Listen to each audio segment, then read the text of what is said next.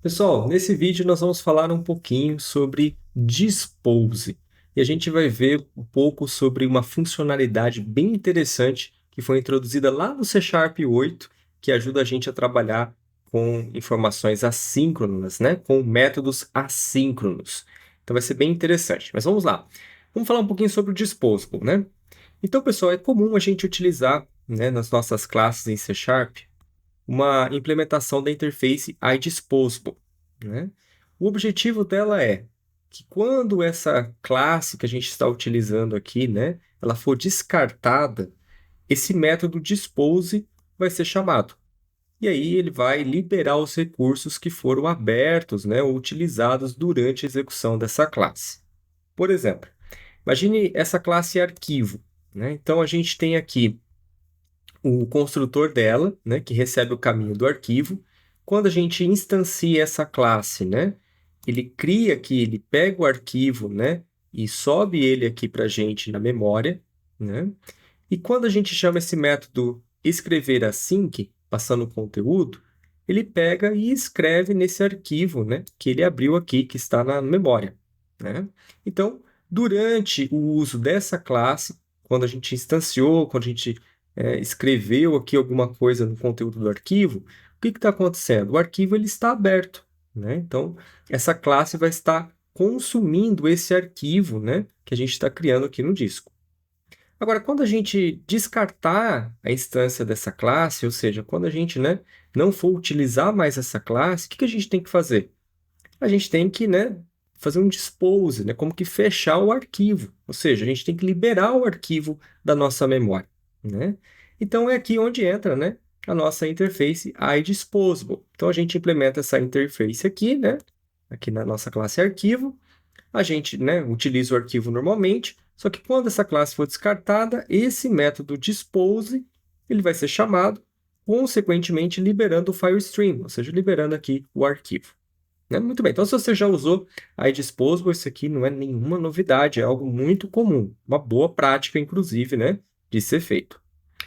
Bem, mas até aqui, pessoal, tem um pouquinho aqui mais para baixo, né, a gente tem a nossa classe Program, né, só explicando um pouquinho mais, olha só, então a gente tem aqui uma classe Program, nosso método main, né, a gente pega e dá um using aqui, né, e a gente instancia a nossa classe arquivo, a gente escreve o arquivo aqui, né, escrevemos aqui o conteúdo no arquivo, e aí depois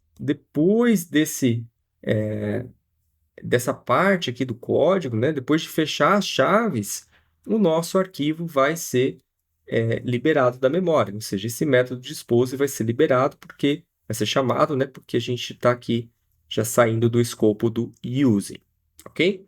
Muito bem, então até aqui, pessoal, nenhuma novidade, né? Aqui já vimos que isso daqui é algo muito comum. Bom, mas qual é então a novidade? Imagine o seguinte, pessoal, quando a gente vai dar um dispose aqui no arquivo, imagine que o que você vai fazer aqui no método dispose seja algo demorado, algo que vai levar um tempo. Por exemplo, imagine que você está mexendo aqui com um arquivo, né? Quando você for fazer o dispose, talvez é um arquivo muito grande, né? Talvez onde ele está localizado, né? Talvez tenha ali uma conexão de rede mais demorada, né? Então, enfim, imagine que por diversos motivos esse dispose possa demorar. Aqui você vai ter um problema. Nesse método tradicional que a gente utiliza aqui da interface iDisposable, se o que você chama nesse dispose demorar, você com certeza vai ter um problema. Qual o problema? O problema é o seguinte, né? A aplicação ela não vai continuar a execução enquanto ela não fizer concluir o dispose. Então, por exemplo, nesse caso, né, a nossa thread principal ela vai ficar aqui segurando, né, até finalizar o dispose. Então, imagina, por exemplo, aqui, claro, né, pessoal, aqui é um ambiente cancel, né? A gente está aqui num terminal, né? Mas imagina se eu tivesse aqui um formulário mesmo, né? Que o usuário, por exemplo, clica ali no botão salvar. Aí você vai fechar a tela e você vai chamar o método dispose, né? O usuário vai ficar com aquela sensação de que a tela está congelada até terminar tudo o que tem que fazer dentro do método dispose. Porque a thread principal vai estar segurando porque o dispose, nesse caso, né, ele não é um dispose assíncrono. Então, aqui é onde entra uma novidade, né, introduzida lá no C# 8, que é a possibilidade da gente ter um dispose assíncrono.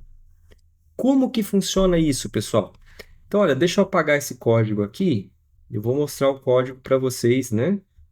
Para vocês visualizarem certinho aqui, olha. Então, olha só, pessoal. Nesse cenário, nesse exemplo aqui, a gente tem aqui a classe arquivo async, tá? Note que, ao invés da gente implementar a iDisposable, a gente está implementando a iAsyncDisposable. Então, aqui já é a primeira mudança. Bem, o restante aqui está tudo igual, né? A gente tem um FileStream, que ele é criado, né, na instância da classe, construtor aqui da classe. A gente tem um método escrever assim, async, igual a gente tinha, né, lá naquele outro arquivo que a gente viu antes. Mesma coisa. A diferença é no método dispose. Ao invés de chamar apenas dispose, ele chama dispose async. E ele retorna um value task. E aqui a gente, então, né, pode dar um await, tem o async, né, e o await aqui. E ao invés da gente fazer um dispose, pessoal, né, no nosso arquivo, né, de maneira síncrona, a gente pode utilizar aqui o método dispose async. Então, lembra, antes estava assim, né? Dispose. Agora a gente está utilizando o dispose async. Então, isso daqui, pessoal, é muito interessante, porque a sua thread principal não vai ficar aqui segurando, vai ficar aqui amarrada enquanto termina o dispose. Se por algum motivo esse dispose demorar, né, a sua thread principal não vai ficar ali esperando. Então, é uma ótima prática, né? Então, realmente, esse async disposable é muito útil. Agora, como que a gente utiliza ele lá na nossa main, por exemplo, na nossa program, na parte main? Aqui, pessoal, é igualzinho. A única diferença é que a gente adiciona esse await no using. Então, olha só, antes era assim, né? Agora, a gente pode utilizar o await aqui no using. Isso daqui, pessoal, vai fazer, né, com que a gente libere a nossa thread principal, né, enquanto ele está ali fazendo o dispose, porque agora o método dispose vai ser assíncrono. Legal esse recurso, não é verdade? Muito interessante, pessoal, muito útil, uma ótima prática, né, para a gente poder seguir.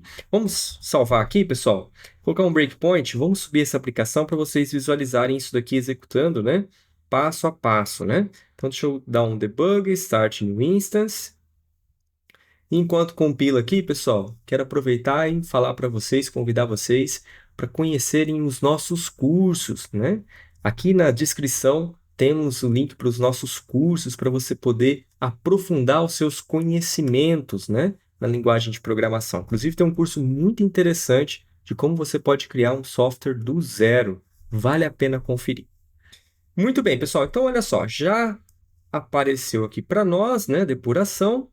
Então, vamos lá, vamos linha a linha aqui, olha. Então, eu vou dar aqui um using, né, pessoal? Eu vou colocar um breakpoint aqui no dispose, tá, pessoal? Só para vocês visualizarem. Então, aqui a gente vai dar um using, né? Ele vai instanciar o nosso arquivo, né, nossa classe arquivo async. Vai chamar aqui o método escrever async. Agora, pessoal, olha que interessante, vou colocar um breakpoint aqui também. Então, agora, pessoal, olha só. Ele caiu aqui no nosso método dispose async. Então, ele saiu daqui, né, terminou a execução aqui, né, ou seja, no final do using, onde fecha aqui as chaves do using, né, ele chamou o dispose, só que de forma assíncrona, né? Então, está aqui sendo chamado de forma assíncrona. E aqui ele vai dar, né, um dispose async, né, e depois ele vai retornar lá para o nosso método main para ele continuar a execução. Talvez você pode falar assim, mas do outro jeito estava acontecendo tudo da mesma forma. É verdade. A diferença era que se esse método aqui demorasse, né, a sua thread principal ia ficar ali congelada, segurando e esperando. Dessa maneira, ela não fica. Se você tivesse aqui, então, um visual, um formulário, por exemplo, né, o usuário não ia ficar com aquela sensação de que está tudo congelado, enquanto ele está executando aqui o método dispose. Legal, né? Muito bem, pessoal. Então, olha só, executamos aqui, né? E aqui a gente viu como que a gente pode, né, usar esse iAsync Disposable de uma forma, né, bem interessante aqui nesse cenário com arquivos. Espero que você tenha gostado. Claro, você pode usar o Async Disposable, né, em qualquer cenário, né? Quando você desejar, né, que o Dispose seja assíncrono, você pode utilizar ele de forma bem interessante, tá bom? Muito bem, espero que você tenha gostado. Aproveite para se inscrever no canal, deixe também a sua curtida nesse vídeo e nós nos vemos num outro vídeo. Até lá!